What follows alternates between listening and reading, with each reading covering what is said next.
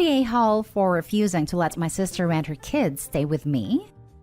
My sister, 27 female, and I, 29 female, have not spoken in 8 years. I was engaged and planning my wedding when I found out she was having an affair with my ex-fiancé. She was actually pregnant at the time, which is the only reason I found out before the wedding. He admitted he would have kept going the way things had been if it wasn't for her pregnancy. I told her then that she was dead to me, and she better never need me for anything because I would not be there for her. We lost our dad a year after that all happened, and our mom died last year. My ex ended up screwing her over royally, and she's now in a huge pile of debt, homeless and jobless. She reached out to me and asked if she and her kids could live with me for a while. I said no. She begged. I told her that my stance had not changed on the matter, and she needed to go somewhere else because I would never ever help her. She ended up with our aunt in another state. My aunt has since been pissed at me for turning her away, saying it's petty to hold it against her and to not help family, especially family with kids.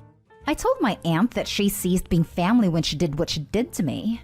That she was young, yes, but she was my sister and supposed to be my friend too, and none of it was enough to not do something like that to me. That she would have let me marry him while screwing him behind my back. My aunt told me it was no reason to tell her she deserved everything she got, which I never said to her. I didn't even curse at her as much as I would love to. My sister also tried reaching out again and asking for cash. I just ignored her, which pissed my aunt off even more. Am I the a-hole? Now for the top comment. Not the a-hole. You cut her off, and she's made no attempt to reach out and mend fences unless she needs something from you. That is not behavior of someone who is trying to make up. Seems like you made a good call not getting caught up in her problems again. Also, congrats on finding out dude was such a loser before the wedding day. People who only reach out when they are in need are incredibly toxic. I don't even think she's sorry. She's just looking for an easy way out by running to her sister. Not Dayhall. It's her situation that changed, not her personality. Perfectly said. And given that it has been 8 years and Opie used the word kids, plural, it doesn't sound like she was sorry or had regrets at all.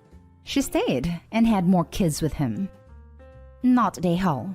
You don't have to allow her back in your life or help her. Your aunt is pissed because she would have preferred that you spend your own money on sis, but didn't have the spine to hold her accountable like you are. Live your best life and be free. Not Dayhall. Where was the supposed obligation to family loyalty when she was banging your fiancé? She didn't give a damn then. You shouldn't now. Luckily, her getting knocked up helped you dodge a bullet, but you don't owe her anything. Next story is titled, Am I the a-hole for not allowing my niece and nephew's stepdad to work with me? My brother died 5 years ago. My niece was 6 and my nephew was 7. I see my niece and nephew often, and I have court-granted access to them, which I sought after their marriage because their mom and John attempted to cut me out of my niece and nephew's lives. There has basically been no contact between us adults since. The only contact is when I pick up the kids for our time together, which includes one overnight a month. Anyway, that's just a little background, don't want to go on all day. But to add a few more details, my brother and I owned a small business before he died. He left his share between his kids, in my trust, until they're both 18.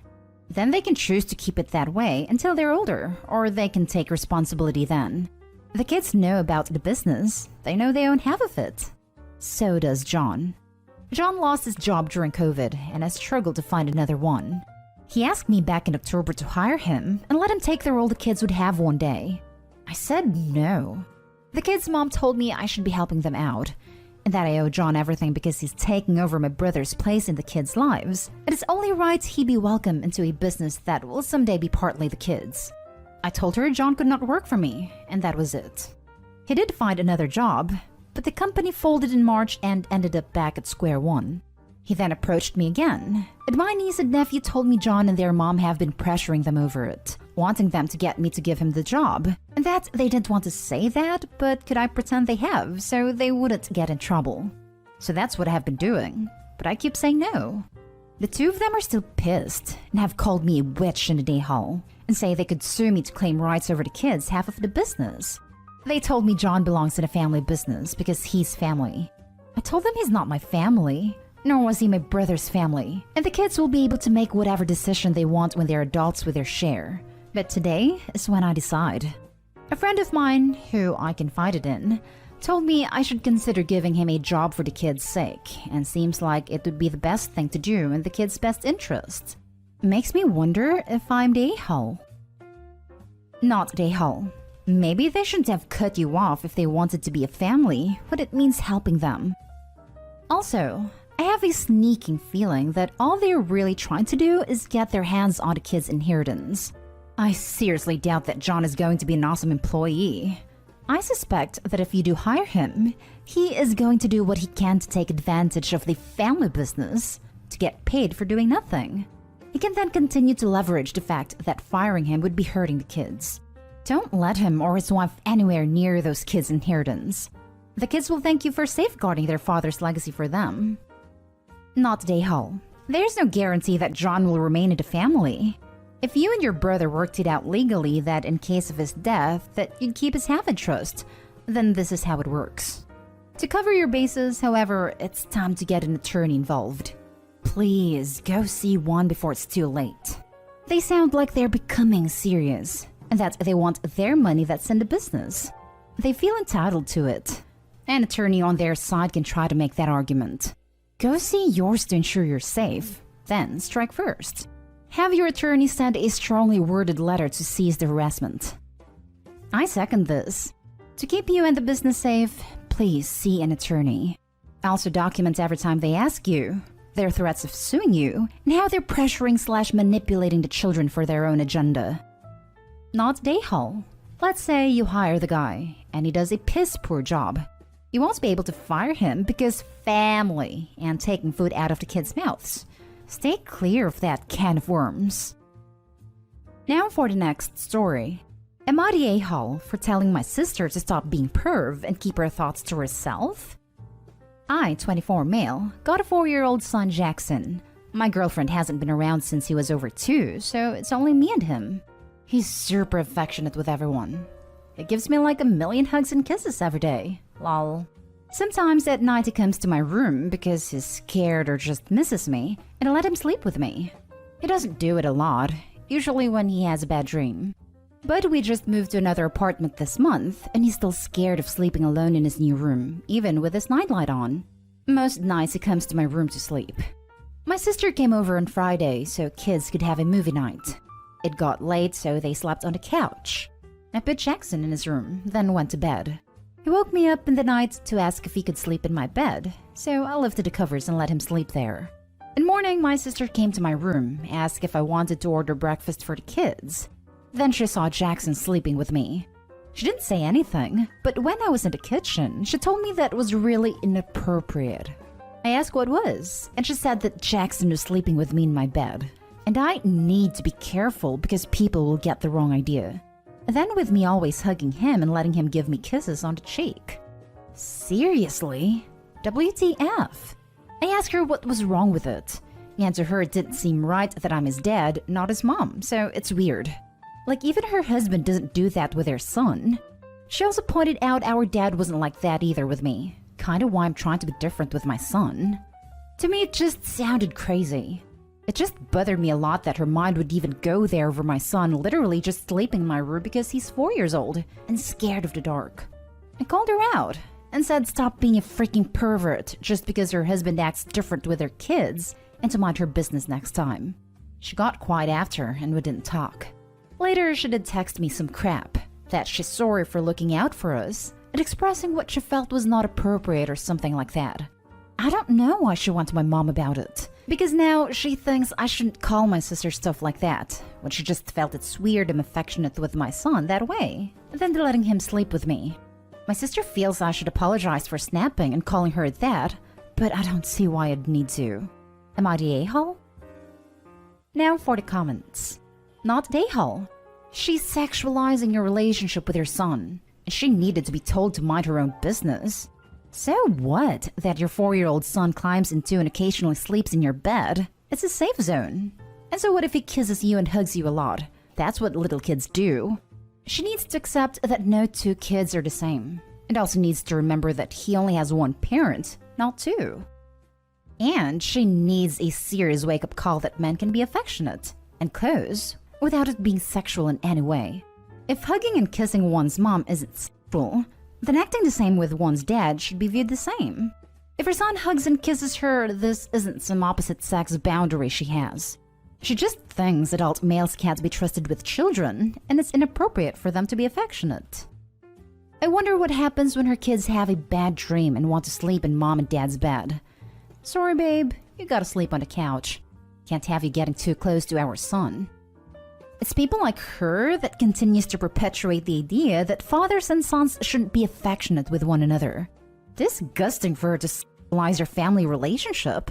And I'm proud of you, Opie, for making better changes for your son. Not a-hole. It just really pissed me off that her mind would even go to something gross like that. You're right to be pissed. I would too. Don't apologize. She should feel bad. You're being a good father for your son. I'm thankful every day that my father and I's dynamic was similar to you and your son's. I too got scared a lot as a kid, and my dad would always welcome me to sleep or cuddle next to him. Based on your post, your son is really lucky to have a dad like you. Yeah, my dad and I aren't close, so I wanted it to be different with mine, even more since his mom's not around. Last story is titled, Am I the a-hole for not wanting father-in-law's money and instead wanting the house my husband's grandma left him? My husband's grandma died in early 2000s.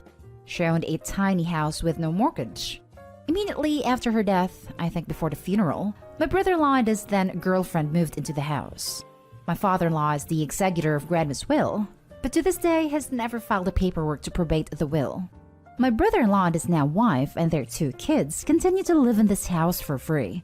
My husband has asked my father-in-law several times over the years about this house and who owns it, and every time he would get angry and either say don't worry about it or I own it. My husband and I have long suspected that grandma left all or part ownership of the house to him, and that's why father-in-law hasn't probated the will. This house has been a major source of contention with the family, and is the primary reason my husband has no contact with brother-in-law. Other reasons too, but this is the big one. Brother-in-law and his wife are in their 40s and have never paid rent. They go on vacations and have a BMW. My brother-in-law has every video game console and toy gadget you could imagine. My husband confronted his dad again about the house, and surprisingly, he admitted grandma left the house to both my husband and brother-in-law, and immediately offered us money to buy my husband out of the house. He got very nasty and argumentative with my husband about the house's value and refused to get a CMA. They tentatively agreed upon a low number, but my husband told him he was going to get a CMA. We've talked about it, and I don't want to take his dad's money. Father-in-law's plan is to buy us out of the house with his own money, guilted my husband that he's going to be hurting by doing this, and in return, we would sign away our rights to the house. Additionally, we got the CMA, and the house is worth significantly more than the value my father-in-law's giving. So we would get less than half the value of the house, and my brother-in-law would get the full value. This does not seem fair to me. Also, my father-in-law said he would be deducting the money he gives us from our portion of his estate. So now we are losing out twice. My father-in-law thinks I'm the a-hole because I'm the one who has made all this an issue, and my husband wants what's fair and sees my side, but thinks it would be easier to just take the money. I don't think I'm the a-hole because I want my father-in-law to do things properly and probate the will, and deed it to my husband and brother-in-law to sell or for him to buy us out of the house. Not the a-hole and hire a lawyer. Now. They're trying to screw you out of a lot of money.